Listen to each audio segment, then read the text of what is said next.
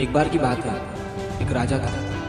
उस राजा का राज्य बहुत ही छोटा था और उस राजा के पास ज्यादा सिपाही भी नहीं थे। उसे हर समय ये डर रहता है कि कब किधर से कोई उसके राज्य पर हमला कर दे। तो एक बार वो राजा जंगल के रास्ते से अपने महल की तरफ जा रहा था। तभी जंगल में उसे एक बड़े से पेड़ के नीचे एक बुजुर्ग बैठे हुए दिखते हैं जो बहुत ही ज्ञानी थे और सारे गाँव वाले उन्हीं से हर चीज की राय लेते थे। राजा अपने घोड़े से उतरकर उन बुजुर्ग आदमी के पास जाता है और उनसे कहता है कि आप मुझे कोई ऐसा तावीज दे दीजिए जो मुझे बुरे वक्त से बचा कर रखे। ये सुनने के बाद उन बुजुर्ग आदमी ने राजा की तरफ मुस्कुराते हुए देखा और कहा कि मैं तुम्हें कोई ऐसा तावीज या कोई ऐसी चीज नहीं दे सकता हूँ जो तुम्हें बुरे वक्त से बचा कर रखे, लेकिन मैं तुम्हें एक ऐसा तावीज दे सकता हूँ कि जब तुम पर कोई मुसीबत या बुरा वक्त आ जाए तो उस तावीज को खोलने के बाद वो तावीज तुम्हें उस मुसीबत से लड़ने में मदद कर सकता है।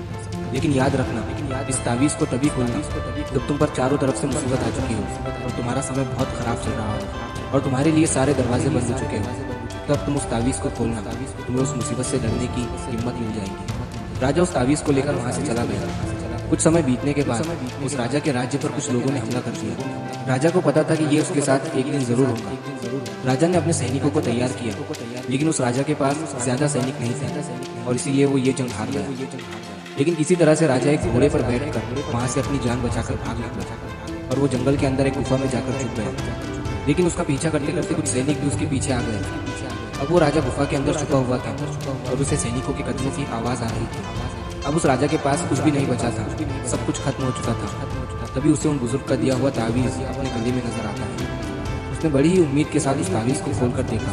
उस तावीज के अंदर उसे एक चिट्ठी दिखी जिस पर लिखा हुआ था कि ये वक्त भी ये गुजर जाए। ये पढ़कर राजा को कुछ समझ नहीं आया और जब उसने फिर से उस लाइन को ध्यान से पढ़ा और उसे समझा तो राजा के चेहरे पर एक मुस्कान आ गई। मान लो उसे कोई सहारा मिल गया। और फिर उस राजा ने एक गहरी सांस ली और उसने उन सैनिकों का मुकाबला किया और वहां से बच निकला और दूसरे मुल्क में जाकर फिर से उस राजा ने अपनी सल्तनत कायम की। दोस्तों, कहने को तो ये बहुत ही छोटी लाइन है कि ये वक्त भी गुजर जाएगा, लेकिन इसके अंदर बहुत ही डीप मीनिंग छुपा हुआ है।